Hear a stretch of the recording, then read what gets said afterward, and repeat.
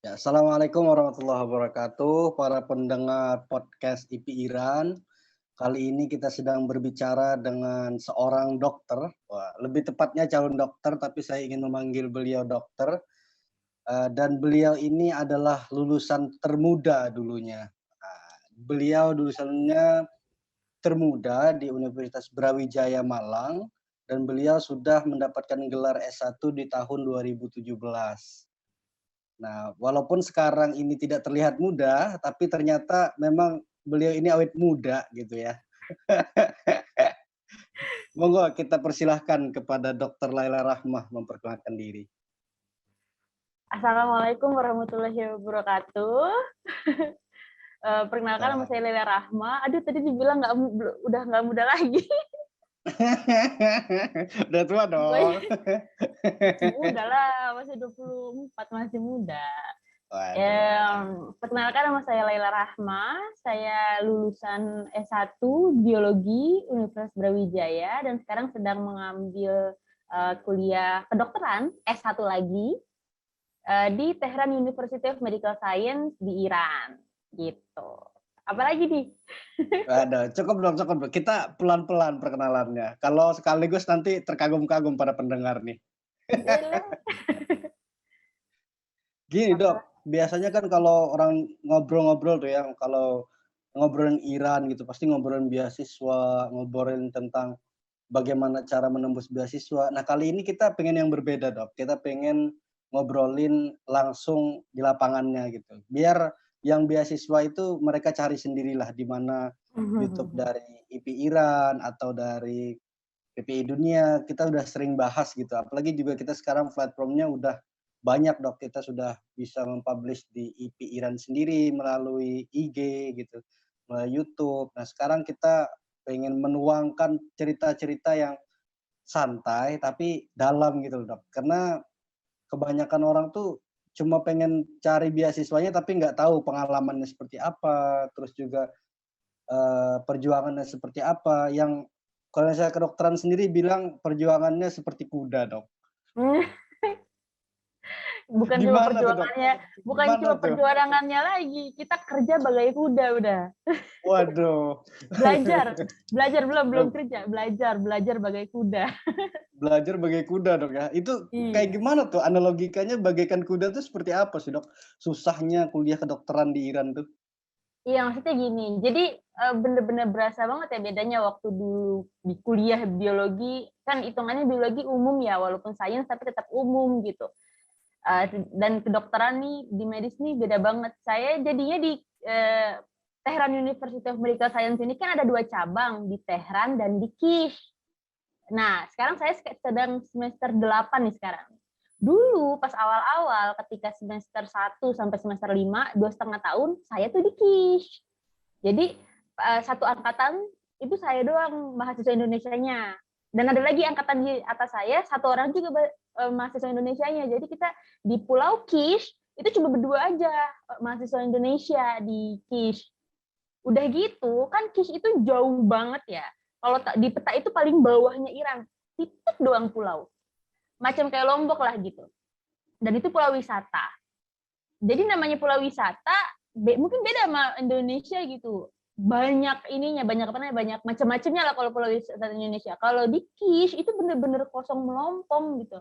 Maksudnya memang bagus, cantik, tapi nggak ada apa-apanya gitu. Dan kita hidup di sana 2,5 tahun gitu. Memang tenang, sepi, bagus buat belajar. Tapi untuk hidup tuh kayaknya butuh more gitu. We need more refreshing. Nah, udah gitu, Katanya kota permasalahannya wisata, adalah Dok. Katanya iya kota kota wisata. wisata, hanya kan nggak ada apa-apanya dan kita hidup di sana kan jadinya gimana gitu. Udah gitu kan di sana kita belajar.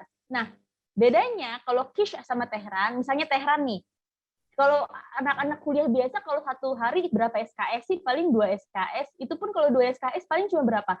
Dari jam 9 sampai jam 12, terus pulang. Atau enggak dari jam pagi sampai jam 9, terus nggak ada dari jam 3 sampai jam 5. Paling kayak gitu kan ya. Nah, kalau kita tahu nggak, di Kish itu kita dari jam 8 pagi non-stop sampai jam 5 sore setiap hari. Bahkan sampai sempet waktu itu bener-bener Kamis kan kalau di Iran kan Kamis Jumat ininya apa namanya kuliah Liburnya. liburnya. Bahkan waktu itu pernah 1 bulan kita Kamis Jumat itu nggak ada libur sama sekali dan itu bener-bener dari jam 8 sampai jam 5 nonstop. Itu gimana kalau nggak Waduh. bisa disebut sebagai belajar seperti kuda itu kan itu bener-bener definisinya gitu loh. Kenapa kayak Ya, gitu? Karena kan di KIS kan jauh, jadinya kan kalau kita biasanya satu hari itu ada 2 mata kuliah, dokternya beda-beda gitu. Nah karena KIS itu jauh dan dokternya kan transportnya kan sulit kan, jadinya mereka mungkin mikirin transport juga, jadinya dokternya dikirim ke KIS, mereka tinggal di sana 3 harian gitu. Jadi selama 3 hari kita belajar mata kuliah itu doang. Dari jam 8 sampai jam 5, 3 hari mata kuliah itu doang. Jadinya ya udah begitu. Gitulah. Berarti yang bikin di weekendnya Iran Kamis Jumat itu masuk karena transport itu paling Dok ya, bukan karena jadwalnya dipulkan di Kamis Jumat gitu, enggak berarti ya? Memang pada saat itu mungkin apa sih namanya bisa jadi kayak gitu, tapi saya juga kurang tahu kenapa mereka ngebuatnya begitu gitu. Padahal kan sebenarnya bisa aja diliburin Kamis Jumatnya gitu. Sebenarnya hal-hal yang kayak gini Dok yang saya pengen gali itu, karena kalau kita di Sebentar. seminar, Sebentar dulu kalau ya, kita sebentar dulu. ya, ya. Ini Baik kok Dok, baik. kayaknya videonya kok berhenti gitu dia ya. Bentar. Sensitif layarnya mungkin Dok. Ya jadi tadi kan videonya jalan nih, terus tahu Iya. mati gitu, nyala terus mati gitu. Udah lanjut.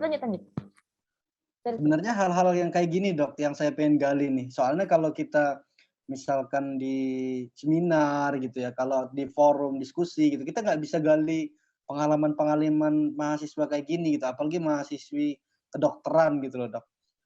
Dan juga ini udah kuliah selesai ya Dok ya, sekarang jadi asisten dosen ya, koas ya. Iya koas, tapi kalau dibilang kuliah selesai sih ya nggak selesai juga. Jadi kedokteran itu di sini ada 1, 2, 3, 4, ada 4 fase dan ini 4 fase ini 7,5 tahun dibagi 4 fase. Jadi fase pertama itu adalah fase basic science namanya. 2,5 tahun itu kita full pelajarin buku-buku yang dasar itu kita pelajarin 2,5 tahun. Setelah itu kita ujian nasional. Ujian nasional seluruh mahasiswa kedokteran di Iran itu ujian nasional untuk masuk fase patofisiologi. Kalau ujian nasional itu enggak lulus, kita nggak bisa masuk semester 6. Nunggu lagi untuk ujian nasional selanjutnya. Nah, kalau lulus, masuklah fase patofisiologi itu 1 tahun. Itu kita mempelajari benar-benar dalemin penyakit itu kayak gimana, kemudian fisiologi penyakitnya seperti apa, dan kalau misalnya kita udah selesai 1 tahun itu, totalnya kan 3,5 tahun nih. Kalau di Indonesia 3,5 tahun ini disebut sebagai sarjana kedokteran. Tapi kalau kita enggak ada pakai sarjana kedokteran, udah biasa aja, pokoknya 3,5 tahun udah selesai. Di Indonesia setelah sarjana kedokteran masuk koas. Nah ini nih kita nih koas nih. Saya semester 8 sekarang ini sedang koas. Nah koasnya itu kayak gimana? Jadi di Indonesia di sini, jadi untuk mungkin semuanya ini aja ya informasi bahwa kan kalau di Indonesia mungkin saya kurang tahu juga, saya kan bukan kedokteran di Indonesia ya. Tapi sebentar saya tanya dulu. Ini muka saya kelihatan nggak? Nggak apa-apa Dok. Ini biar kita fokuskan ke pendengar Spotify aja Dok. Biar yang YouTube nanti bisa menghayal aja mukanya Dok. Soalnya muka dokternya di mana-mana kalau bahas kedokteran Iran, jadi santai kita. Gitu. Iya, jadi apa namanya? Tadi saya udah sampai. Untuk informasi, jadi kalau di Indonesia itu kan kalau koas itu mungkin cuma 1 rumah sakit doang. Jadi koas itu kan prinsipnya itu kita belajar di hitungannya spesialis apa kita rolling gitu. Misalnya bulan 1 ini kita ke spesialis penyakit dalam. Tapi biasanya kalau penyakit dalam biasanya 3 bulan 4 bulanan. Misalnya 1 bulan kita di THT, terus habis itu 4 bulan di penyakit dalam, terus 3 bulan di fokus untuk operasi kayak gitu. Pokoknya intinya rolling lah. Dan kalau di Indonesia, jadi di satu rumah sakit rolling kan, di satu rumah sakit aja gitu. Kan di dalam satu rumah sakit kan ada macam-macam kan spesialisnya. Nah, kalau koas di Indonesia mungkin rollingnya cuma satu rumah sakit doang. Kalau di sini beda. Di sini beda kenapa? Karena jadi dari Kementerian Kesehatan itu, di bawah Kementerian Kesehatan itu bukan rumah sakit, tetapi di bawah Kementerian Kesehatan universitas, baru dari universitas bawahnya rumah sakit. Jadi Tehran University of Medical Science sendiri itu dia membawahi belasan rumah sakit gitu. Jadi kita yang koas ini kita nggak usah bingung mau di mana rumah sakitnya, kita udah punya banyak banget di sini rumah sakit. Jadi kayak misalnya saya ketika di THT saya di rumah sakit satu misalnya. Ketika saya di internal medicine saya di rumah sakit lainnya gitu. Jadinya bukan cuma rolling di dalam satu rumah sakit gitu. Jadi kita rolling di rumah sakit spesialis yang terbaik di Iran itu apa gitu. Ngerti nggak sih maksud saya? Paham dok. Gitu. Jadi gini dok, kita rolling itu kan banyak nih membawahi banyak rumah sakit nih. Apakah menyesuaikan dari cash-nya atau menyesuaikan dari misalkan THT tadi atau jantung atau paru-paru misalkan ya. Apakah itu ditunjuk universitasnya menyesuaikan dari kasusnya, rumah sakitnya, apakah disesuaikan dari kasusnya atau disesuaikan dari spesialis dari rumah sakit tersebut. Misalkan ada rumah sakit Tehran itu untuk jantung. Nah, jadi kita pindah ke jantung.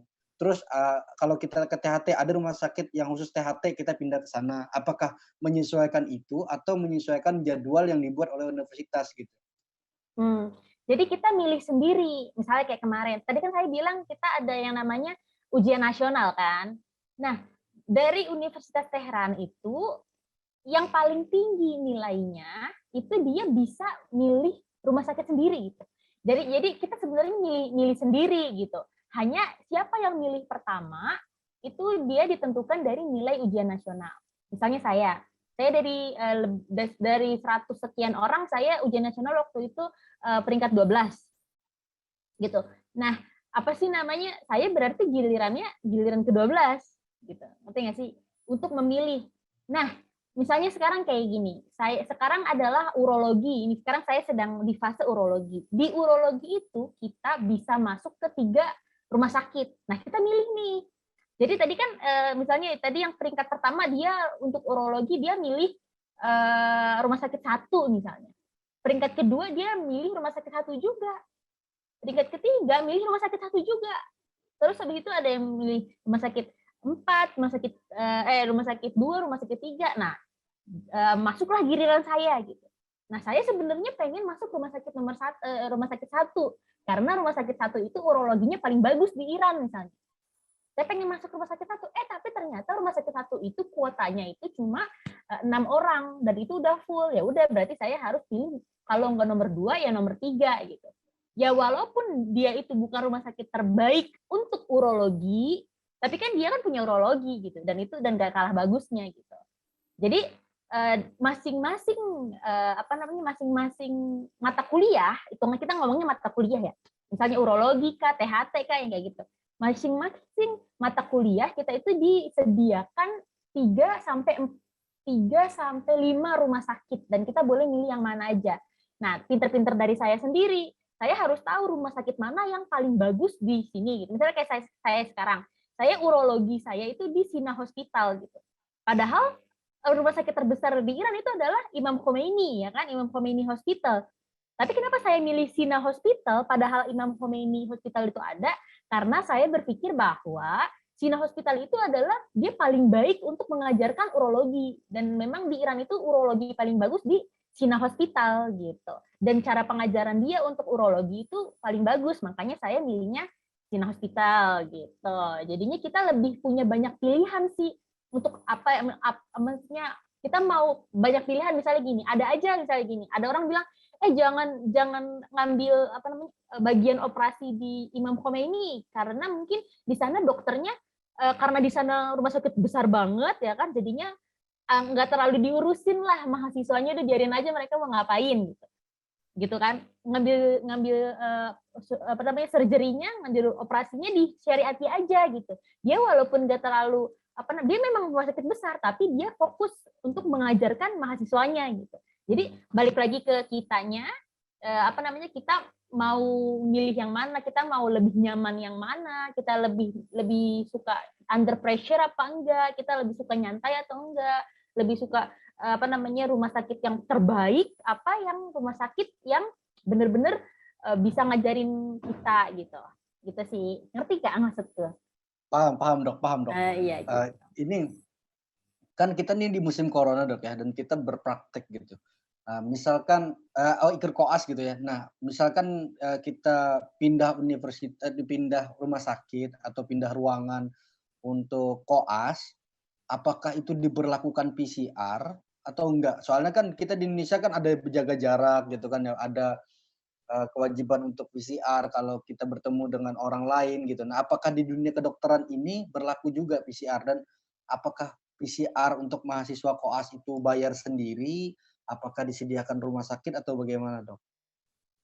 Enggak sih, kita nggak perlu ada PCR karena untuk mahasiswa kedokteran semuanya yang udah mau masuk ke rumah sakit itu untuk koas itu udah divaksin semua. Gitu. Jadi kita nggak perlu PCR-an gitu. Karena kan namanya juga kita kan universitas kedokteran gitu, dan kita semua akan masuk ke rumah sakit yang itu bisa dibilang sarangnya penyakit gitu ya. Makanya kita untuk corona ini seluruh mahasiswa yang udah mau masuk ke rumah sakit itu harus divaksin gitu. Jadi sebelum masuk ke rumah sakit nggak ada yang belum divaksin. Untuk vaksin sendiri dok, ini apakah sudah menggunakan vaksin buatan Iran sendiri yang Harakat itu, apakah supply dari luar gitu? Karena kan Iran juga ada beli vaksin dari luar. Iya, jadi kan gini, untuk produksi vaksin di Iran itu, Iran kan sudah produksi memang, hanya produksinya Iran dengan jumlah orang yang ingin divaksin itu supply and demand-nya itu belum seimbang gitu. Jadinya yang diproduksi itu masih sedikit. Gitu. Jadi untuk kita nih yang mahasiswa internasional ya masih pakai yang kayak Sinopharm. Kalau di sini kita pakainya Sinopharm sih kalau aku gitu. Sebagai Sinopharm. Sedangkan kalau untuk yang yang vaksin dari Iran itu kita sih belum, maksudnya saya nggak pakai itu gitu. Mungkin yang lain di mana-mana mungkin ada gitu. Yang yang lebih murah untuk rakyatnya dia sendiri gitu. Tapi kayaknya sih kalau untuk mahasiswa internasional, yang untuk internasional tetap pakai ini deh yang dari luar deh. Karena memang nggak cukup kan, produksinya kan masih belum cukup untuk memenuhi kebutuhan di Iran sendiri. Ini kalau kita kepo dok ya, maksudnya Iran kan di bawah sanksi dok ya, di bawah sanksi sudah 42 tahun gitu, dan bagaimana kedokteran yang dikatakan dia punya spesialis THT, dia punya spesialis jantung, dia punya spesialis ini dan terbaik gitu di Iran. Nah, apakah standar baik ini ditentukan oleh alat-alat buatan dalam negeri sendiri? Apakah mereka juga mendatangkan dari luar walaupun susah gitu dok? Kalau saya lihat Iran sendiri ya, kemampuannya Iran ini masih banyak karena dia di embargo, dia mau gimana bener, maksudnya nggak ada jalan lain selain belajar sendiri ya kan, selain mandiri berdikari gitu kan. Nah, jadi misalnya kayak gini, saya kemarin itu baru dihubungin sama produsen alat hemodialisis. Itu hemodialisis itu adalah alat cuci darah untuk orang yang dia itu gagal ginjal, yang ginjalnya yang udah nggak berfungsi, nggak bagus, harus dicuci darah kan. Darah itu kan harus selalu dicuci, dan Iran membuat alatnya sendiri. Dan itu dari Indonesia, dari kita sendiri nih, dari Indonesia itu mau pelatihan di sini. Gitu. Jadi kalau misalnya bisa dilihat walaupun Iran itu diembargo, dia bisa bikin alat hemodialisis sendiri dengan harga yang murah dan teknologi yang canggih, di mana Indonesia aja belum sampai situ. Udah gitu, ya, Iran juga untuk teknik medisnya di sini udah ada kayak operasi dengan robot. Udah ada di sini. Indonesia Wah, ini yang perlu digali itu yang hal-hal seperti ini, Dok. Karena kalau di podcast kan kita lebih kayak persyaratannya apakah masuk kedokteran, di kedokteran sana berapa lama, berkasnya apa aja. Jadi kayak diskusinya itu muter-muter di situ-situ terus dulu, Dok. Sedangkan admission itu bisa kita akses lewat website gitu. Sedangkan kalau pengalaman pribadi ini kan sulit banget nih, yang digali ini sulit banget gitu. Kalau, kemajuan itu dijaga dan mereka bangun sendiri kan kemarin saya pernah wawancara tuh, Dok, sama, dokter dari, ibu engineering di Iran, apa? Amir Kabir University. Oh, Jadi kemarin kita pernah wawancara, beliau itu malah mengatakan bahwa Iran itu sudah kerjasama dengan Google, sudah kerjasama dengan, banyak banyak banget gitu ya, dan beliau juga mengatakan bahwa ilmu teknologi kita tentang pertambangan, terus juga tentang alat-alat lah ya, dia produksi alat itu dia udah sejak lama gitu. Apakah alat kedokteran ini juga produksinya sudah lama, setelah revolusi atau sebelum revolusi, mereka sudah mampu memproduksi alat-alat medis ini, Dok? hmm, setahu saya mah ya, setelah revolusi. Kenapa? Karena setelah revolusi itu, misalnya yang saya udah pernah baca sebelumnya, eh, apa namanya, aturan-aturan etika medis itu setelah revolusi itu benar-benar didetailkan. Misalnya gini, di Indonesia kan kita kan ada yang namanya budaya etnis, terus habis itu nilai-nilai norma, terus habis itu apa sih namanya kehalalan kita punya MUI apa segala macam yang kayak gitu, ya kan? Di mana ada beberapa nilai-nilai yang misalnya kita mau penelitian mengenai kedokteran, kesehatan yang itu tuh harusnya bisa develop, yang harusnya bisa berkembang jauh, tetapi terhambat dari nilai-nilai etika yang dijaga oleh budaya Indonesia gitu.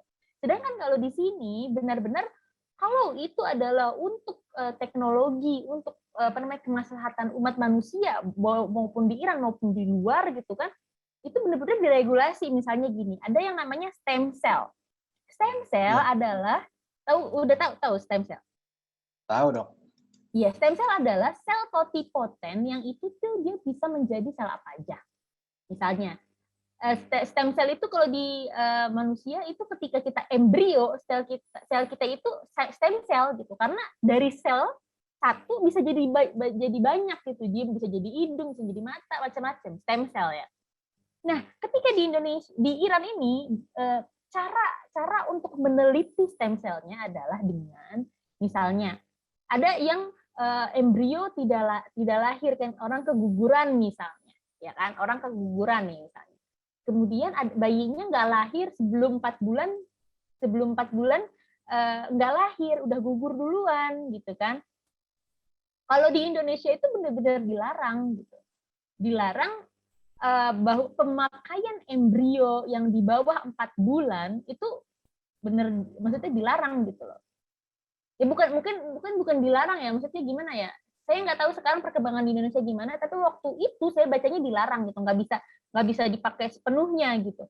Sedangkan kalau di sini itu benar-benar diperbolehkan gitu. Kalau misalnya dia memang belum 4 bulan kalau apa namanya, ruh itu kan diciptakan setelah 4 bulan kan.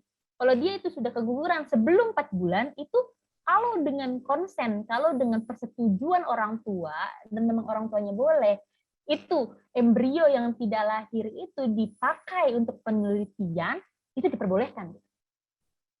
Sehingga Wah, sekarang waduh, keren keren keren. stem cell di Iran itu nomor 2 sedunia Oh, penelitiannya ya.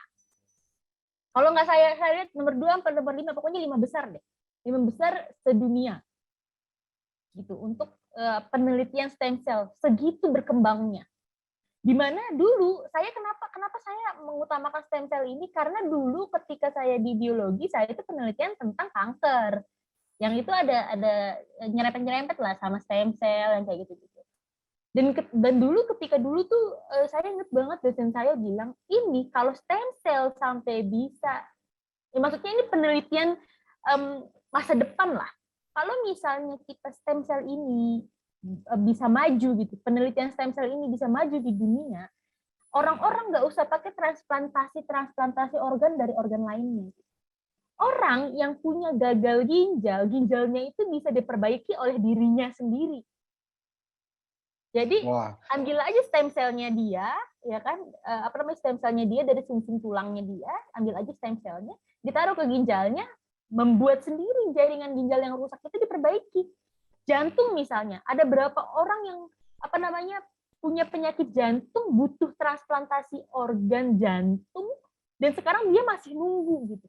Udah gitu, ketika misalnya ada orang misalnya meninggal, dan itu kan nggak semua orang meninggal jantungnya bisa dipakai gitu. Harus orang yang dia itu brain death, harus dia itu orang yang pun misalnya brain death, ya kan? Keluarganya setuju atau enggak gitu.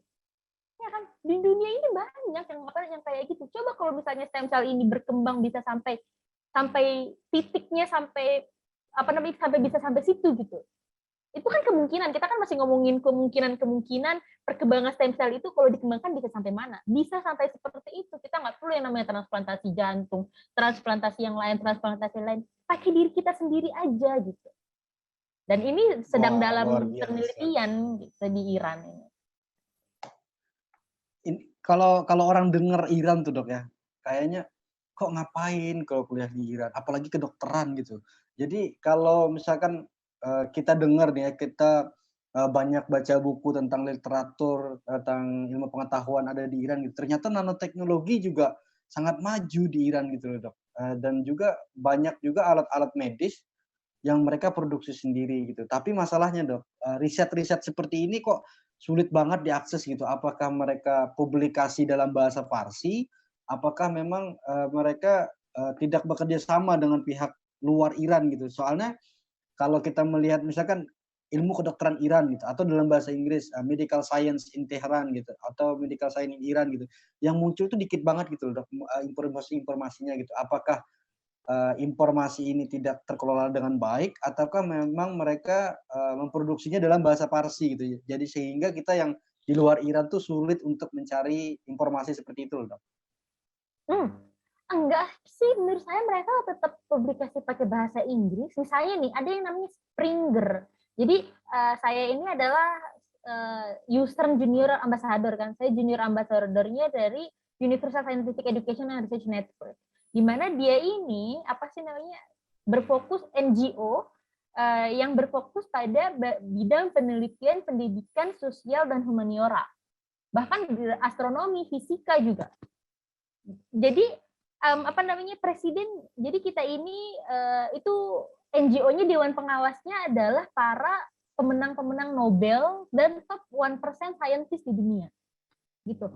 Nah, penelitian di Iran sendiri, ketika saya kemarin misalnya, saya diberikan tugas sama dokter untuk mencari jurnal. Ketika saya buka jurnal, nama jurnalnya Springer, itu jurnal khusus untuk penelitian ilmiah.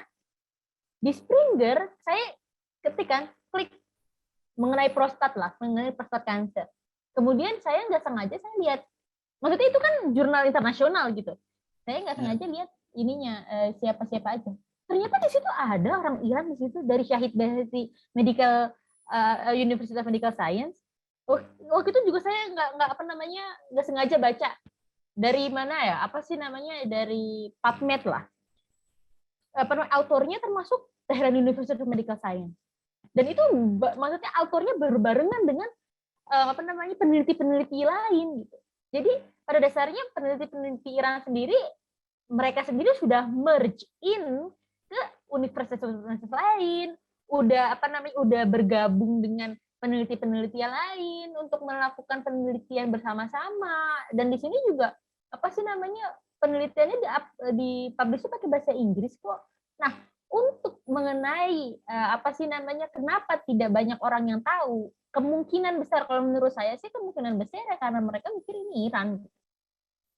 Banyak orang yang underestimate gitu, ngerti nggak sih? Banyak orang yang underestimate. Bahkan saya waktu itu pernah berdiskusi dengan salah satu salah satu orang yang penting lah. Dibilang, saya juga bertanya hal seperti ini gitu, sama kayak sama kayak kamu gitu. Saya juga nanya, kenapa kok kayak gini? Dia bilang kemungkinan besar sih ya karena ya di Iran ini banyak orang yang nggak suka Iran, dan ketika mikir Iran, mereka nggak mau Iran itu lebih maju. Mereka nggak mau memakai apa yang punya Iran itu karena apa? Karena Iran ini orang masih maksudnya masih sensitif mengenai Syiah, ngerti nggak sih? Jadi mereka Iya, nggak iya, mau, iya. mereka menutup mata mengenai teknologinya Iran, mereka menutup mata dengan perkembangan medisnya Iran, dengan ilmu pengetahuan di Iran. Mereka menutup mata dan tidak mau memakai itu. Kenapa? Karena mereka nggak mau orang-orang Syiah itu berkembang, gitu.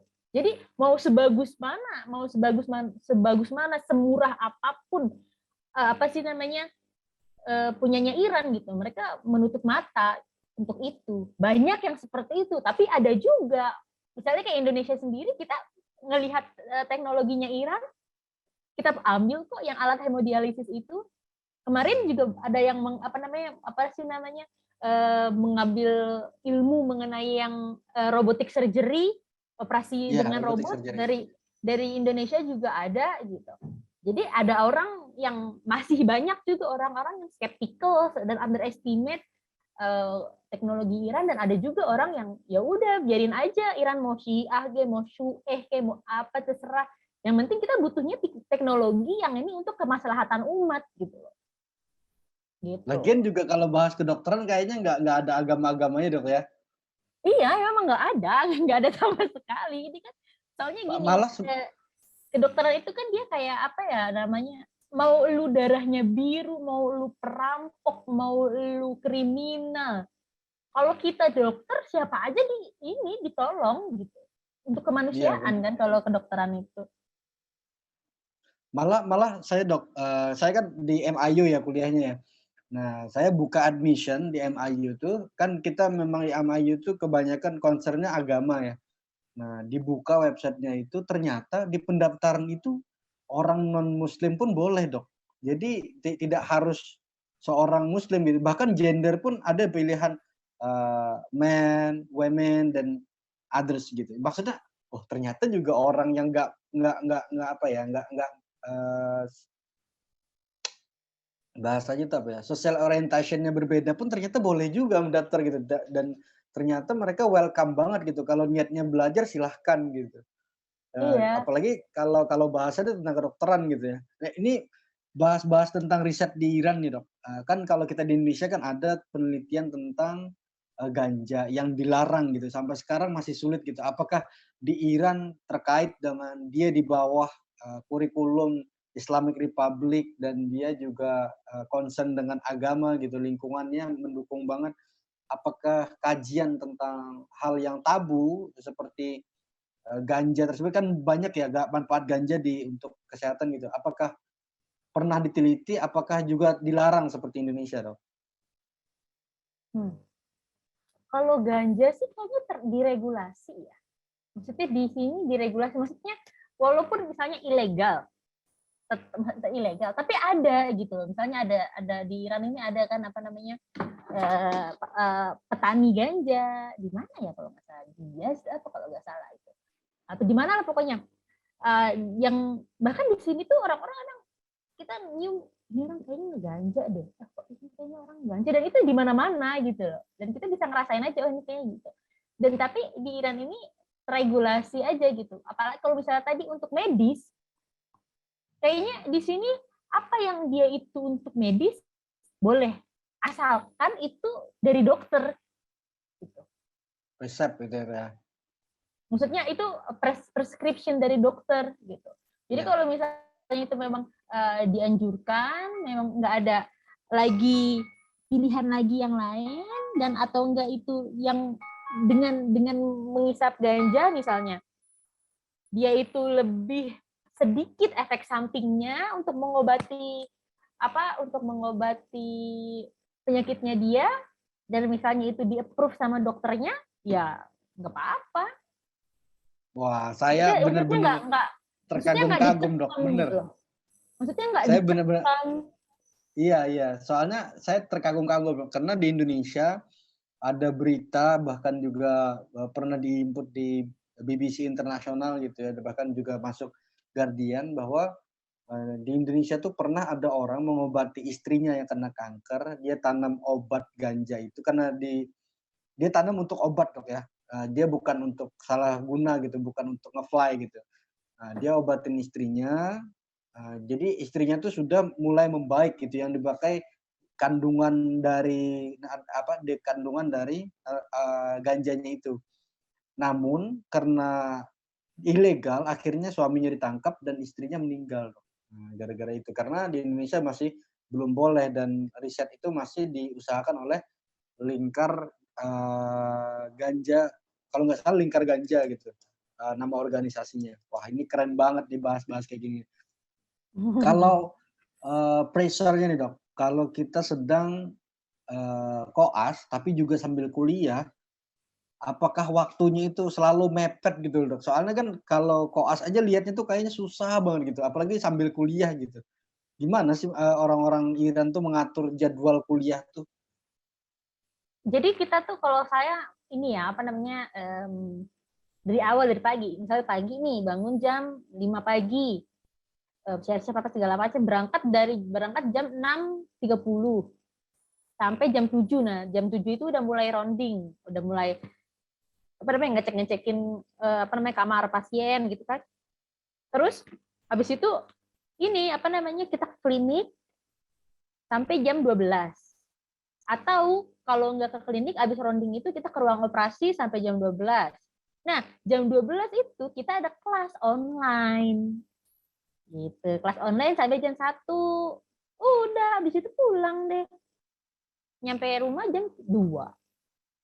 Gitu. Jadi kalau masalah sebenarnya itu sekarang sih bisa dibilang lebih nyantai daripada sebelumnya. Sekarang kan saya koas. Sebelumnya tuh ya dari jam 8 sampai jam 5 kan. Kuliah itu dari jam 8 sampai jam 5. Ya kan?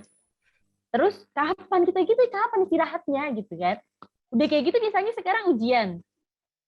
Terus di 4 hari lagi ujian lagi. Terus 1 minggu kemudian ujian lagi.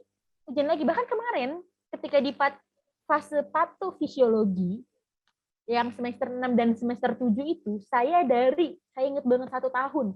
Dari bulan Oktober sampai dengan bulan Agustus, dari Oktober sampai Agustus, mulai dari Oktober aja, itu saya udah ujian minimal 2-4 kali dalam 1 bulan dari Oktober sampai Agustus non-stop. Oh, waduh. Waduh waduh waduh waduh waduh waduh waduh. Jadi kalau misalnya, kalau coba tanya aja sama teman-teman yang di Teheran di sini, pasti kalau misalnya Laila, saya kan orangnya kan suka main, suka Iya, iya, iya. jalan. Kalau misalnya diajak main, maksudnya walaupun saya kedokteran, saya bukan orang-orang yang bener-bener yang nutup diri ya. Kalau di sini aja udah pusing, kalau diajak jalan nggak mau ya stres lah saya gitu kan. Tapi tetap aja pasti orang-orang selalu bilang, Laila ujian, maksudnya selalu ujian, tiap bulan ujian.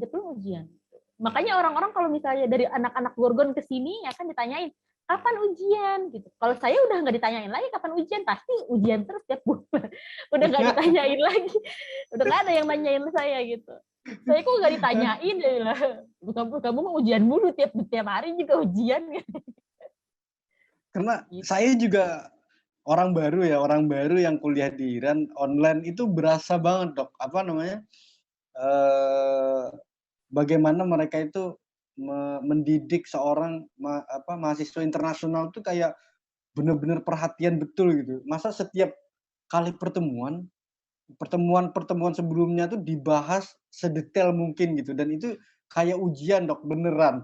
Ya Allah, ternyata seperti ini kuliah di Iran. Padahal dulu kan saya juga kuliah S1 tuh di luar negeri juga Dok, maksudnya nggak gitu amat gitu loh. Kok mereka tuh kayak apakah memang kurikulum mereka yang membawa mereka seperti itu? Apakah memang budaya belajar mereka memang seperti itu, Dok? Nggak tahu ya saya kalau misalnya yang agama. Kalau saya sih di sini ini sih apa sih namanya kalau ditanya-tanya saking ditanya terusnya yang nggak berasa kayak ujian ya udah kayak udahlah. Iya udah maksudnya kita intinya harus tahu gitu loh. Udah itu aja udah. Kalau dulu tanya kuis mulu, ditanya-tanyain mulu. Saya kan dulu tuh cara belajar saya itu adalah selalu duduk di depan. Saya itu Iya. orangnya kan nggak suka nyatet, bener-bener nggak suka nyatet banget. Jadi saya itu belajarnya itu setiap masuk kuliah dulu ketika masuk ya, bukan sekarang nih online. Dulu ketika masuk kuliah itu harus duduk paling depan dan paling tengah. Kenapa? Karena dokter pasti nanya gitu. Dan saya lebih senang belajar under pressure gitu. Karena saya tahu dokter pasti nanya, jadi saya harus memperhatikan dan harus di depan biar nggak ada distraction teman-teman lagi main apa segala macam gitu kan. Jadi saya benar-benar harus memperhatikan karena saya tahu dosen itu bakal nanya ke saya karena saya duduk paling depan gitu. Wah, Gitu. aduh, bener-bener unik ya cara belajar orang-orang tuh keren gitu. Maksudnya kalau kita aja kalau bisa tuh paling belakang, Dok. Apalagi kalau mahasiswa internasional ya kan mencolok ya. Beda sama muka udah beda, cara bicara juga beda. Jadi kita tuh selalu jadi sorotan gitu. Ini mintanya malah di depan. Waduh, keren betul dah. Ya karena saya bener-bener nggak suka saya memang bener-bener orang itu nggak suka nyatet gitu. Jadi saya itu kalau misalnya saya keluar dari rumah sakit, keluar dari kelas itu nggak boleh ada apapun pertanyaan yang masih ada di benak saya. Harus pertanyaan yang ada di kepala saya itu harus terjawab semua. Jadinya ketika saya pulang saya nggak usah belajar lagi karena saya nggak punya catatan kan. Maksudnya saya nggak punya catatan gitu kan. Jadi nanti ketika H-2 atau H-3 itu saya tinggal nge-review aja karena saya udah paham, maksudnya paham betul itu dokter ngomong apa ketika di kelas gitu. Itu. Waduh. Macam-macam kan orang beda-beda. Iya, Dok. Benar. Ngomong-ngomong nih, kalau kita kuliah di Iran nih, Dok, kita beli buku itu per paket atau kita bisa mendownload aja gitu tanpa harus beli buku gitu. Apalagi kan kalau lihat mahasiswa kedokteran tuh bukunya tuh tebal-tebal gitu. Nah, apakah buku kedokteran itu juga tergolong mahal di Iran? Kalau kita kan buku-buku agama tuh murah ya, maksudnya terjangkau gitu. Apakah buku-buku kedokteran ini cukup terjangkau juga untuk mahasiswa internasional, Dok? Ini ya, apa sih namanya, fun fact nih. Jadi dulu, kalau sekarang sih saya udah nggak beli buku lagi karena bukunya sekarang mah kan karena lebih ke praktikal gitu, lebih penerapannya sekarang kan udah bukan teori lagi. Jadi saya nggak beli buku kalau sekarang nih. Tapi dulu ketika pas semester 1 sampai semester 5 ketika basic science yang benar-benar itu buku yang setebal Grey's Anatomy. Mana bukunya ya? Tahu Grey's Anatomy yang bukunya bener-bener bukunya yang bener-bener gede banget itu yang sampai 1000 halaman lebih itu tuh harus bener-bener masuk ke otak dan apal gitu, harus apal anatominya. Dan tidak dicatat, Dok ya? Enggak. Nah, kan ada bukunya kan buku kan udah ada catatannya buku. Iya, Dok. Saya suka analogikanya, Dok. Nah, terus habis itu dan buku macam seperti itu, Grey's Anatomy, Guyton Fisiologi, yang itu tuh tebel-tebel, itu minimal 5 lah. Embriologi, histologi, fisiologi, anatomi, sama histologi. 5 tuh minimal harus punya. Sama biochemistry 6. Itu saya waktu itu pernah beli di Indonesia, ketika saya waktu itu tanya kan ke kakak tingkat waktu di Indonesia bilang, Laila lu katanya pengen pergi ke Iran, bukunya udah ada belum nih, pakai bukuku aja bawa gitu. Aduh Kak, tapi berat banget bukunya kan, gede banget kan, 3 kilo mah ada satu buku itu kan. Ya Kak, kalau bawa dari Indonesia mah keberatan kan, sayanya ya pengen bawa bagasi, pengen bawa mie goreng apa segala macam kan. Saya bilang, saya beli di sana aja deh Kak gitu. Dan itu ternyata adalah pilihan yang sangat bagus. Karena di Indonesia itu kan dia, saya nggak tahu ya di Indonesia Grey's Anatomy-nya pakai bahasa Indonesia atau pakai bahasa Inggris ya, saya nggak ngerti. Hanya dia itu harganya itu bisa sampai satu buku tuh 1.500.000-an satu buku. Iya, benar. Dan ketika saya dulu kan sekarang kan Iran kan dolarnya kan naik turun dan sekarang lagi naik banget. Saya nggak tahu sekarang harganya berapa. Tetapi pada zamannya dulu ketika saya awal-awal, saya langsung beli buku 6 biji yang gedenya segede Alaihim Dolim itu Yang gede banget itu, yang orang-orang, ih gede mahal. Tahu nggak harganya berapa itu 6 biji satu paket 6 biji berapa? Tahu nggak? Berapa dok? Berapa dok? 6-nya totalnya 1.500.000. Wih, Kalau dirupiahin. jauh banget dok. Makanya gini Kalau dok, dirupiah. kenapa tadi saya tanyanya tuh dalam gitu ya, masalah buku paket, masalah kalau dokter bilang buku ini tahu. Saya sebenarnya pernah tersesat di dunia kesehatan dok. Kan tersesat. Gimana ceritanya tersesat tuh? Ini nih, saya pakai sengaja nih pakai baju putih nih.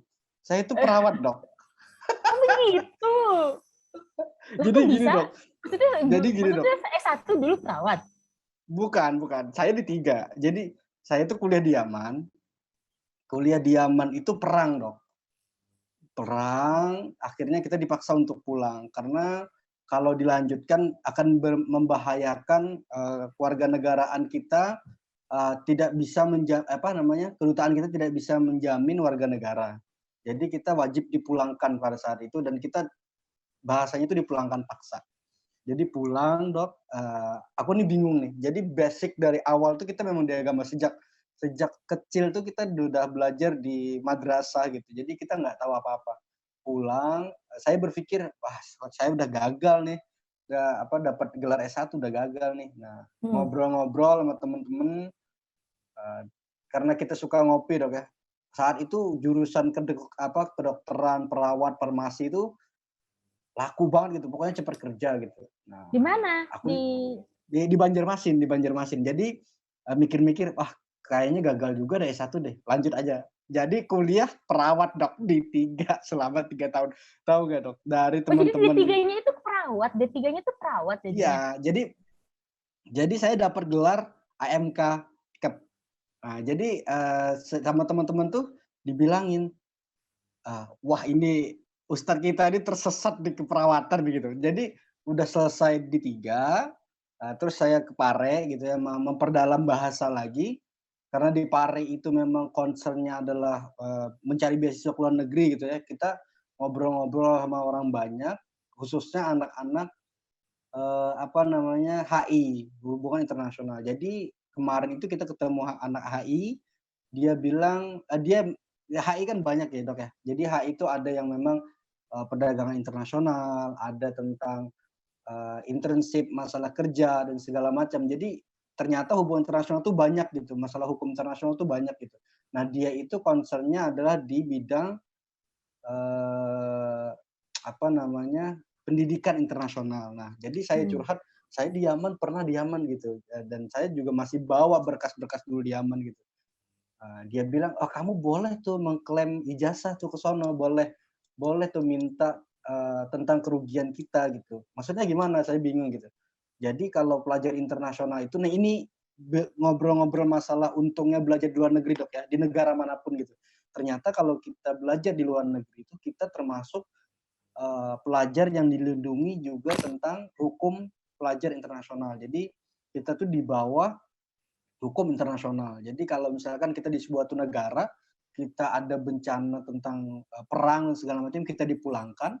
Jadi saat kita dipulangkan itu kita menghitung masa pendidikan kita sudah selesai apa belum. Kalau sudah selesai, kita boleh mengklaim minta ujian untuk minta ijazah karena kita dirugikan di masa pendidikan kita di bawah tekanan perang. Jadi itu melalui jalurnya adalah diplomatik perang. Nah saat itu saya ngajuin, tapi jalurnya ribet dok. Jadi minta surat keterangan dari kedutaan bahwa kita memang pernah di Yaman, terus kita juga minta surat rekomendasi dari dosen kita yang pernah mengajar. Jadi ijazah saya itu kalau bahasa kasarnya itu pemberian dok. Jadi gelar LC saya itu pemberian untuk S1-nya. Nah ijazah S1 inilah yang saya pakai untuk kuliah S2 di Iran. Nah berarti di Yaman itu udah lulus? Gimana? Di Yaman itu udah lulus? Sudah, jadi sebenarnya lulus saya itu tahun 2017. Jadi tahun 2017 itu saya ngajuin karena ngobrol sama mahasiswa internasional itu, tahu jalurnya kayak gimana kita urus, akhirnya kita bisa dapat ujian, jadwal ujian. Nah, kita ujian, menyelesaikan karena di Yaman satu-satunya ya kalau nggak salah ya, negara yang memberlakukan adanya skripsi. Jadi kita buat, kita kirim, tapi jalur ininya yang ribet dok. rekomendasi dan segala macam, tapi akhirnya bisa lulus. Jadi diberikan surat keterangan lulus. Namun saat ini belum bisa minta ijazah karena saat ini Yaman Utara lagi perang. Gitu. Begitu. Jadi punya Makanya D3. dari tadi Jadi itu saya punya ketawa-ketawa masalah. jadi punya D3 keperawatan. Iya, Dan iya punya D3 S1 keperawatan LC. Sebentar. Iya. Jadi itu kuliahnya dari tahun berapa? Jadi kalau kuliahnya tuh saat pulang, kita kuliah. Jadi saya kuliah tuh seumurannya sama dosen pembimbing, Dok. Udah tua saya. Makanya kalau Anda tadi sekarang umur ngobrol, berapa? Sekarang umur berapa? wah jangan bicara umur dong, Dok. Kan Mas umur itu cuma angka, Dok. Masa serial Ya, number oke. itu. Oke, siap.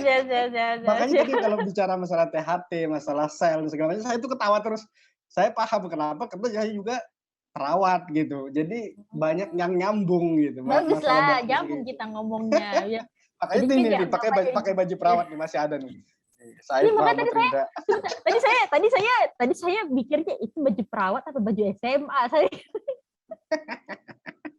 Sengaja nih, Dok, pakai kayak gini sengaja biar nyambung antara perawat lawan sama dokter gitu. Karena oke, selama saya di siap. perawat itu, Dok, itu wah, karena basicnya nggak ada ya. Kalau dokter kan dari biologi kan ya, dari biologi masuk ke dokteran lagi gitu. Jadi banyaknya kalau saya nggak ngerti hukum apapun terkait matematika, terus fisika, IPA tuh nggak ngerti sama sekali. Masuk ke sono tuh jadi kayak, ya Allah, tersesat beneran dah. Lah, saya juga kok. Misalnya saya kemarin kan waktu pas biologi saya milih biologi karena ingin menghindari fisika dan matematika. Dulu ketika saya Oh biologi. gitu. Di sini pun ketika ada di sini mata kuliah medical fisik namanya, fisika medis. Tahu nggak? Ketika fisika medis itu saya ketika kuliah di sini saya nggak ikut kuliah. Saya kan sebenarnya itu kan ada 8 hari kuliah. Ya perkuliahan itu ada 8 hari, ya kan? Untuk si yang fisika medis ini. Hanya 4 hari sisanya itu saya nggak ikut. Saya ikut yang 4 hari awal doang tuh pas bulan kapan. Karena saya ke Jordan. Saya ikut ke Oh Jordan iya, yang untuk sama Ismail Amin sama ini ya, sama untuk Timur Tengah Afrika. iya tahu. Saya nggak ikut kuliah sama sekali, padahal saya fisika tuh sangat lemah. Jadi saya belajar ketika orang-orang simposium lagi pada istirahat, saya belajar gitu. Lagi pagi malam-malam saya belajar gitu. Pulang-pulang pulang-pulang sampai sini kan jam 10 malam, pulang jam 10 malam sampai sini. Besok paginya jam 7 pagi ujian. ujian medical fisik, ujian fisika medis ya udah. Tapi alhamdulillahnya makanya kemarin tuh, Dok, saya bilang koas itu udah selesai kuliah kan, karena di sini itu di Indonesia ya, di mereka selesai dulu pendidikannya baru koas, Dok, mereka. Jadi kalaupun ada kuliah itu ngebahas case aja. Nah, yang di perawat kalau udah semester 3 dia ada praktek kedokteran, kita bilangnya praktek ya. Untuk perawat itu ada 1 semester, terus di semester berikutnya ada lagi sampai selesai gitu. Jadi makanya saya tahu gitu masalah yang tentang bahas-bahas yang kita bahas tadi. Makanya dari tadi tuh ketawa terus. Karena nyambung, Dok, karena nyambung. Walaupun sampai sekarang ijazah perawat itu nggak pernah dipakai gitu ya, tapi tetap ada nyantol gitu. Karena kita tetap berusaha dengan baik gitu. Karena bagi saya kesempatan tuh datangnya saat kita siap gitu. Ya karena terjunnya udah di perawat, ya udah saya pikir aja lanjut aja. Ternyata memang karena dari kecil itu kita fokus di madrasah gitu ya, saya lebih melanjutkan S2-nya di agama lagi gitu. Karena memang kita dapat ijazah untuk surat keterangan lulus LC-nya gitu. Kalau enggak ya jatuhnya ke perawat lagi, Dok. Makanya orang bingung, ini AMD Cup tapi juga ada LC-nya gitu, double. Tahu nggak dulu ketika saya biologi, saya tuh diterima di ilmu keperawatan Universitas Brawijaya. Jadi ketika di biologi, itu saya kan biologi tuh udah 2 semester, udah semester 2. Tapi hanya kan saya emang dari dulu banget pengen jadi dokter. Ya kan akhirnya saya kan kalau di biologi itu ada ujian namanya masa tenang 1 minggu sebelum UAS, minggu UAS. Nah masa tenang 1 minggu itu saya pakai untuk belajar SBMPTN. Untuk belajar SBMPTN hari Minggunya. Karena hari Kamisnya, hari Seninnya kan ujian untuk semester 2. Nah, hari Minggunya SBMPTN. Jadi saya belajar, keterima di ilmu keperawatan. Nggak saya ambil. Saya pikir, ya udahlah, daripada saya ngiler kan, nanti kalau saya jadi perawat, nanti ngeliatin dokter-dokter saya jadi ngiler kan. Akhirnya ya udah lanjut Aduh. lanjut aja. Saya lanjut aja kan di biologi kan sampai lulus. Udah gitu waktu itu pernah sampai ditawarin kan, Laila kamu ini aja fast track aja PhD gitu, 5 tahun di Jepang. Nah, jadinya kamu ketika 23 tahun udah jadi PhD kata dosen saya. Udah mau didaftarin tuh, tapi kemudian ada kenalan yang entah dari mana kok bisa gitu bilang, Laila enggak saya nanya kan, di Iran ada nggak S2 biologi untuk beasiswa? Oh ada kok. Akhirnya saya ngurus tuh beasiswa untuk S2 di Iran biologi, ngurus terus akhirnya saya nanya ini apa namanya, nyeletuk kalau misalnya jurusan kedokteran ada nggak ya beasiswanya gitu. Dia bilang ada temen anak saya loh kedokteran di Iran katanya. Nah loh ini beneran.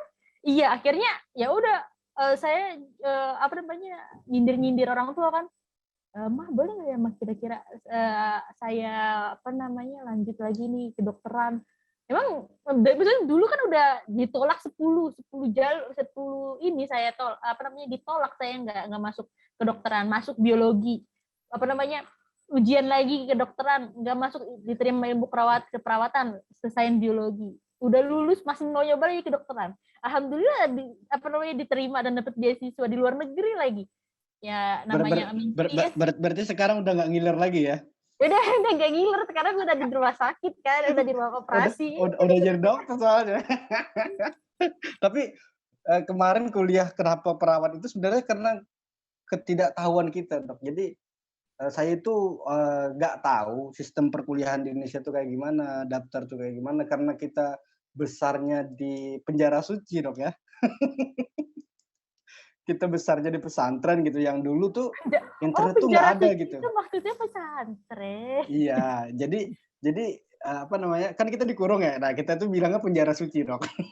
Kita tuh Oke. dulu nggak ada internet gitu ya, nggak bisa akses apa macam-macam.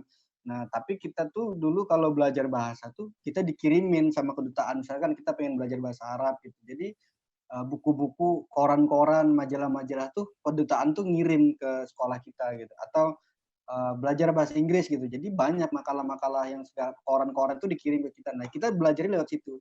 Nah, kalau pesantren-pesantren itu kan kalau ke Timur Tengah nggak aneh, Dok, ya. Jadi yang ngurusin pun dulu sekolah gitu. Kita nggak tahu apa-apa. Pulang karena merasa diri ini gagal gitu, Dok, ya. Ada kesempatan kuliah perawat, ya udah ambil aja deh. Ya pokoknya yang penting kuliah deh gitu. Nah, seterusnya gimana, itu urusan belakangan gitu. Karena ternyata kalau kita banyak nanyanya daripada action-nya itu malah nggak dapet-dapet, Dok. Saya tipe orang yang apa ya, kalau lihat orang sekarang ya, karena kita dulu terbatas, kita dulu cari informasi itu sendiri tuh.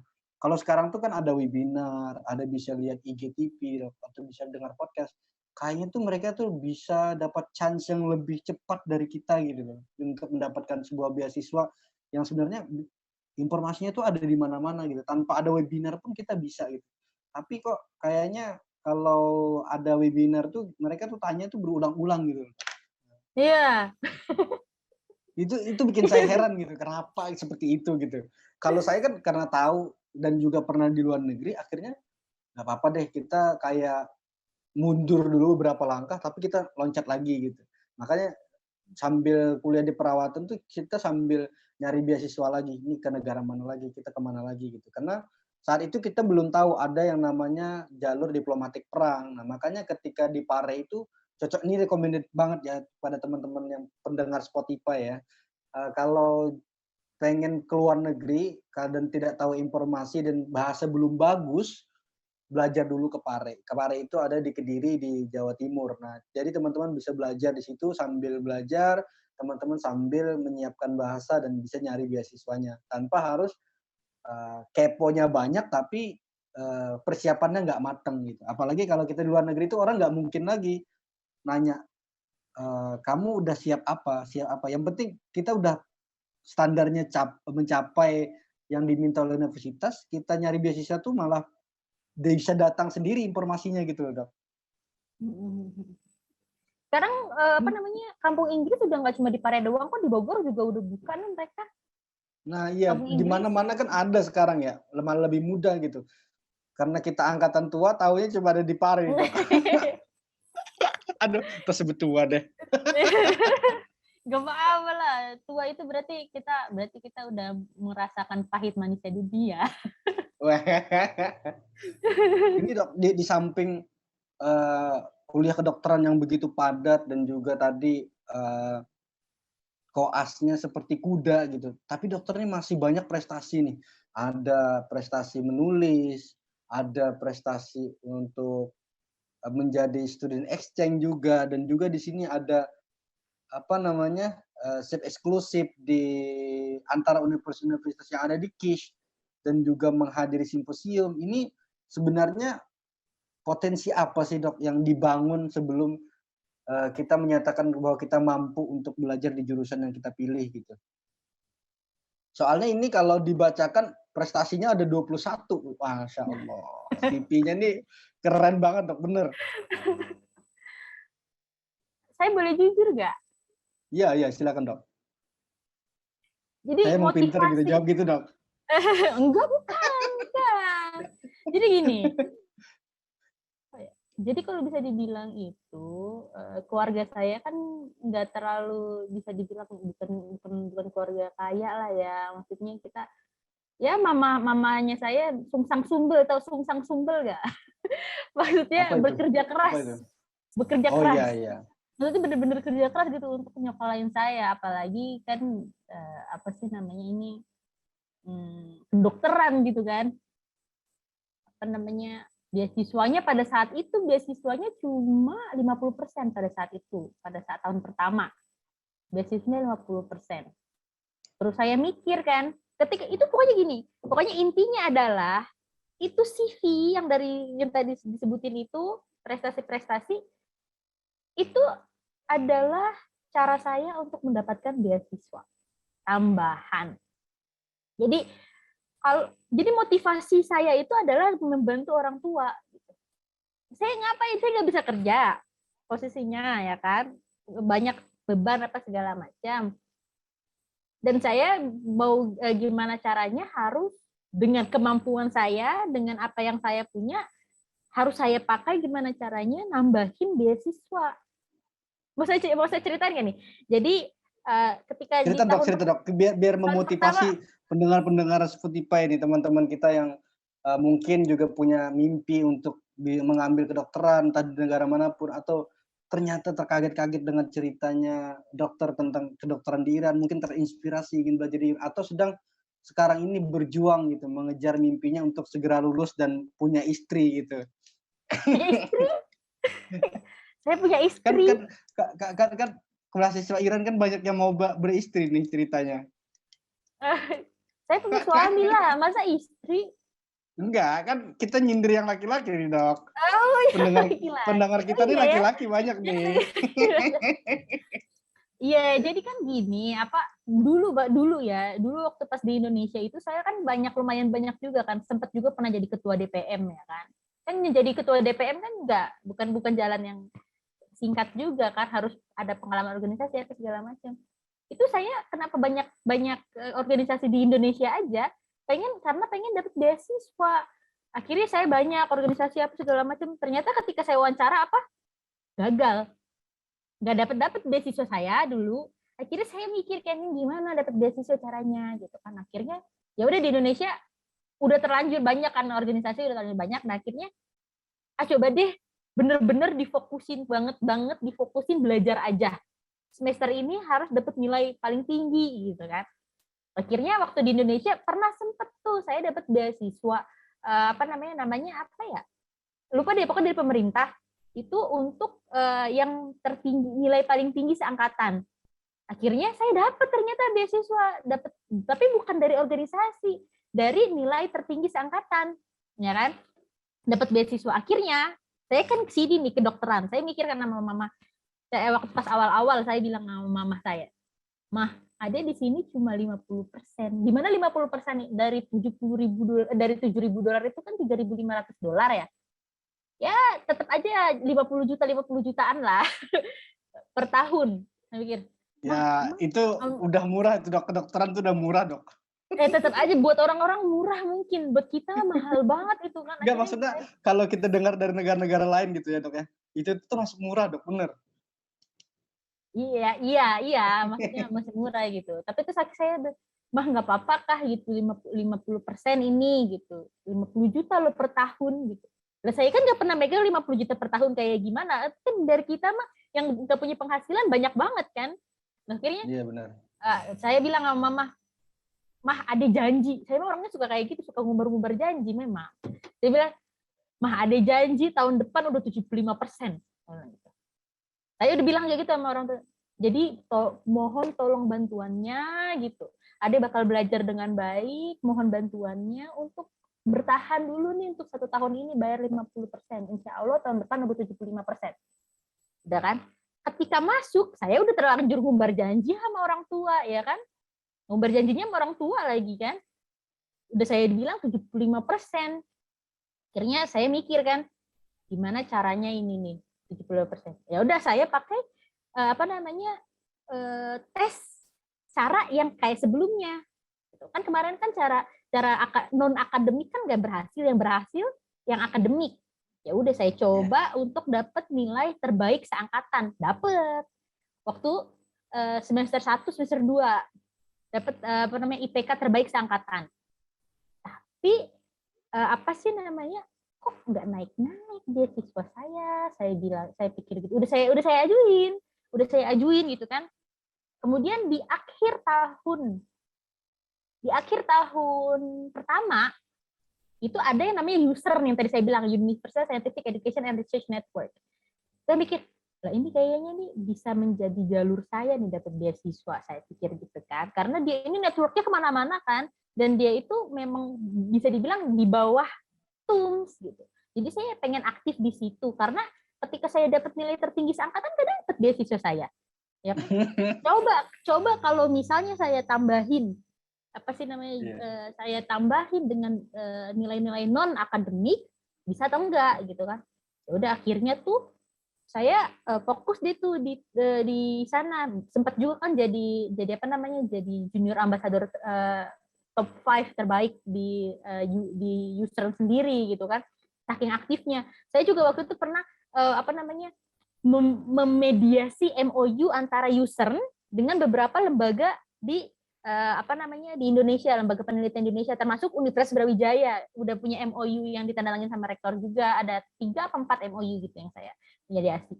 Terus akhirnya saya coba lagi kan PPIDK, saya coba. Terus habis itu saya coba PP Dunia. Saya waktu itu masih belum juga tuh. Mana ini beasiswa gue kok nggak dapet gitu kan. Udah pusing, maksudnya udah terlanjur pusing. Ini udah banyak yang aku lakukan. Nilaiku udah tinggi juga kan. Kok mana nih beasiswa nggak dapet gitu. Akhirnya saya waktu itu pernah jadi DPM kan. Di mana saya itu bisa membuat ADART gitu. Saya bisa membuat ADART, merancang ADART sendiri gitu kan. Akhirnya saya buat ADART dalam bahasa Inggris, saya ajukan ke bagian student, saya buat organisasi BEM di KISH. Saya yang buat BEM, Student Government Board di KISH kampus itu, karena dari sebelumnya belum pernah ada tuh yang namanya BEM, organisasi. Iya benar. Kalau Timur Tengah tuh kayaknya nggak ada BEM-nya deh, Bro. Di kita juga di Yaman tuh nggak ada. Memang nggak ada memang. Orang Indonesia yang bikin gitu. Ini nggak ada. Akhirnya saya buat ADART pakai bahasa Inggris, saya ajukan proposal apa segala macam. Ayo kita buat ini. Anak-anak di sana kan tadi saya bilang di sana itu bosen. Nah saya bilang kan di KIS itu kan nggak ada apa-apanya, bosen, nggak ada apa-apa gitu. Akhirnya saya buat BEM agar anak-anak mahasiswa ini nggak pada depresi. Karena banyak juga kan yang depresi pada keluar apa segala macam. Akhirnya saya bilang saya mau buat ini biar anak-anak nggak pada depresi, biar anak-anak betah di sini, punya banyak kegiatan. Oke, nah kemudian Presiden USERN itu kebetulan itu dia wakil dekan masalah mahasiswa internasional. Kemudian dia suatu saat datanglah ke Kish, presidennya Yusren. Datang ke Kish nih. Saya ngomong lah kan sama dia, Pak, jadi gini, saya udah ngajuin beasiswa tahun kemarin. Aduh. Nggak dapat nih Pak, saya bilang gitu. Nih ya Pak ya, kalau misalnya saya bilang, banyak di sini yang dapat 75% itu tapi nilainya nggak bagus. Banyak di sini yang dapat 75% banyak absen. Masa saya dikasih 50% Pak? Saya bilang kayak gitu.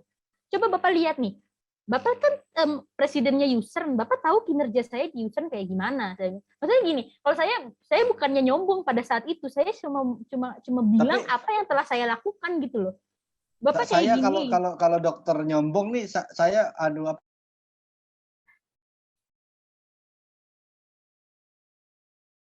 Halo?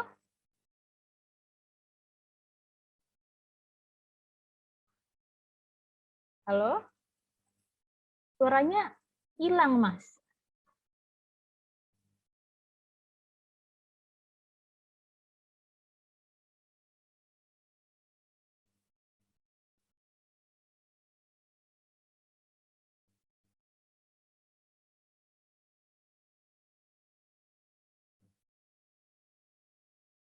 Halo?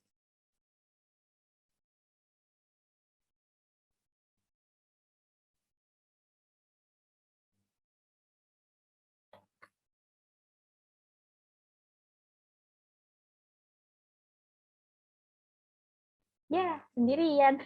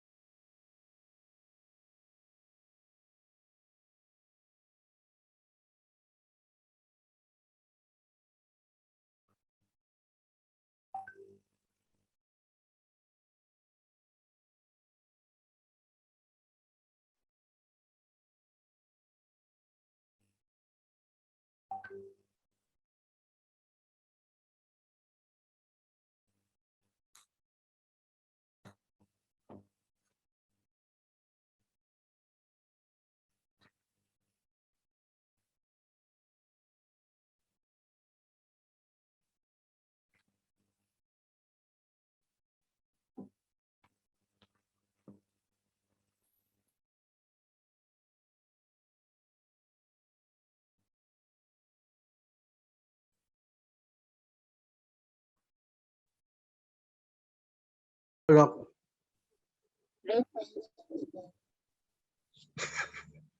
Halo dok. Halo. Sorry dok. Jaringannya tiba-tiba hilang dok. Sampai perjuangan Presiden Yusril datang ke KIS. Iya, Presiden Yusril datang ke KIS kan. Maksudnya saya bukannya mau nyombong, maksudnya saya hanya memberitahukan kepada dia apa saja yang sudah saya lakukan gitu. Saya udah ini gitu kan. Saya udah membuat BEM di sini gitu loh. Padahal saya itu bukan kewajiban saya gitu. Tapi ini tuh bukan buat saya. Saya nyapain diri saya kan. Saya mahasiswa kedokteran, nyapain diri saya. Untuk siapa? Untuk saya, bukan.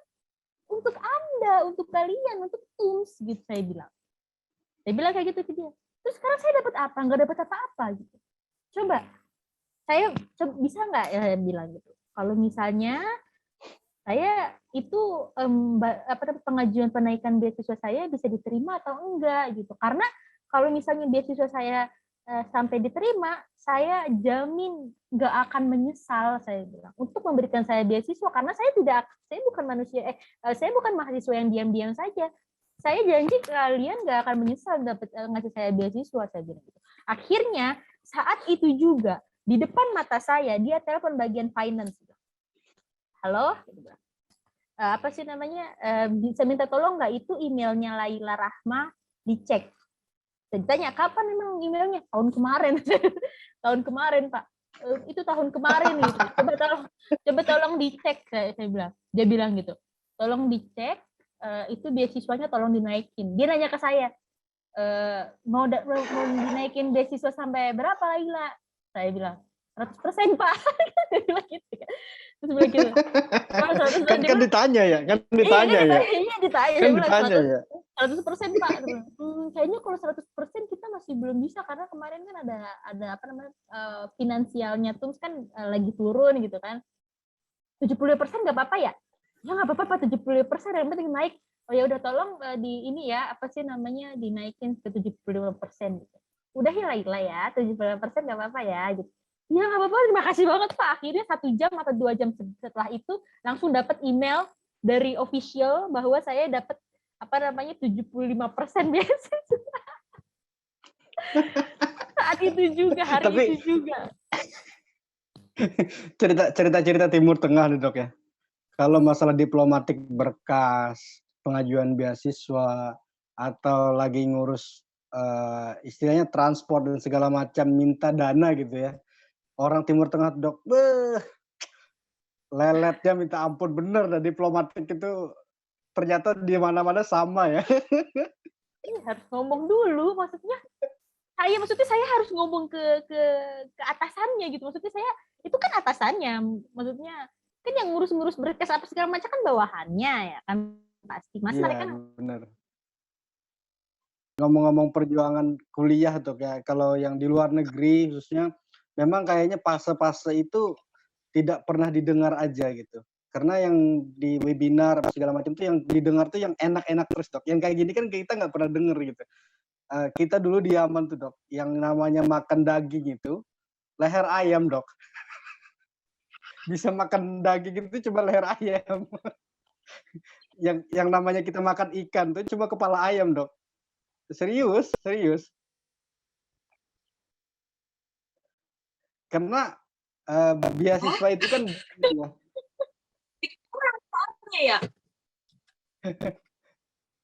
Karena beasiswa itu kan bukan karena perang dok, tapi karena memang beasiswa. Jadi beasiswa itu kan disesuaikan dari dana pendidikan setiap daerah ya. Nah dan itu masih mending dok, karena pendidikan di Yaman itu nggak ada yang beasiswa. Kalaupun ada beasiswa itu cuma beasiswa pendidikan. Walaupun universitas paling terkenal ya di Yaman ya, seperti contohnya Al-Ahqaf itu $2.000 bayar setahun dok. Dan $2.000 itu untuk pendidikan di Yaman itu mahal banget. Halo? Nah, emang nggak beasiswa? Kedengaran nggak tadi ya? Kedengaran, emang nggak beasiswa? Kedengeran? Halo? $2.000 emang ada beasiswa? Halo? Enggak, Halo? jadi ada beasiswa, tapi beasiswanya itu disesuaikan dari kota dan daerahnya gitu, dan subjek apa yang kita ambil gitu. Jadi tidak sama semua gitu. Jadi jurusannya apa, daerahnya di kota mana, terus juga dia tinggal di mana itu disesuaikan nih beasiswa. Dan itu termasuk beasiswa yang enak karena di Yaman tuh sebenarnya nggak ada beasiswa. Walaupun universitas paling terkenal gitu ya di Yaman tuh contohnya Al-Ahqaf gitu. Mereka tuh masih bayar, Dok. Jadi yang beasiswa itu cuma biaya pendidikan. Jadi kayak buku, asrama, listrik itu bayar mereka. Karena sulit juga ya, kan mereka lagi perang ya. Maksudnya namanya perang kan sosial, maksudnya ekonomi mereka dari sananya udah Iya. sulit ya kan. Apalagi mau beasiswain dari negara lain juga kan berat juga buat merekanya. Iya, benar. Jadi kita sampai di penghujung nih, Dok. Kita sampai di penghujung, kita udah dengar keluh kesahnya yang kita tidak pernah dengar di seminar-seminar formal gitu, Dok ya. Apa nih pesan-pesan yang bisa disampaikan untuk para pejuang dokter nih, para pejuang yang mimpinya tuh pengen jadi dokter gitu? Iya, mungkin pesannya punya mimpi jadi dokter, ya dijalanin mimpinya gitu.